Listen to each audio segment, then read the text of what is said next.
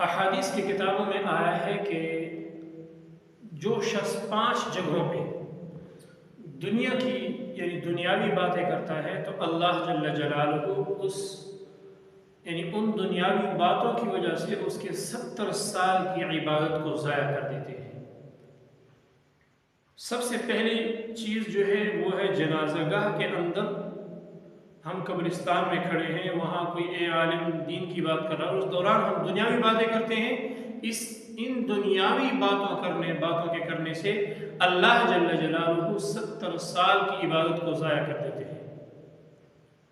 और दूसरा यानी आज़ान हो रही है, आज़ान के दौरान कोई दुनियावी बातें कर रहा है, इससे 70 साल की इबादत अल्लाह जल्ल जलालुहु ज़ाया फरमा देते हैं। और तीसरा मस्जिद के अंदर दुनियावी बातें करना, तो मस्जिद के अंदर दुनियावी बातें करने से भी 70 साल की इबादत ज़ाया हो जाती हैं। और चौथे फरमाया के दौरान आज़ान, कि जब आज़ान हो रही होती है और आज़ान के दौरान हम दुनियावी बातें करते हैं, इससे भी 70 साल की इबादत ज़ाया हो जाती है।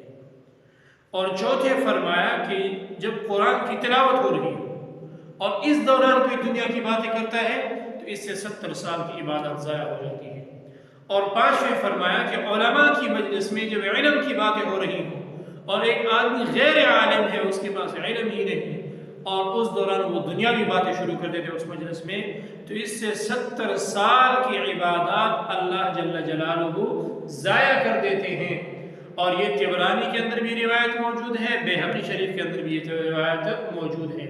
और मुल्ला जीवन साहब रहमतुल्लाह अलैह ने एक रिवायत नकल की है, उसमें 40 साल तक की इबादत का आया है कि जो लोग इन 5 मकामात पर दुनिया की बातें करेंगे, मुल्ला जीवन साहब फरमाते हैं कि उनकी 40 साल की इबादत को अल्लाह जल्ल जलालुहु ज़ाया कर देते हैं।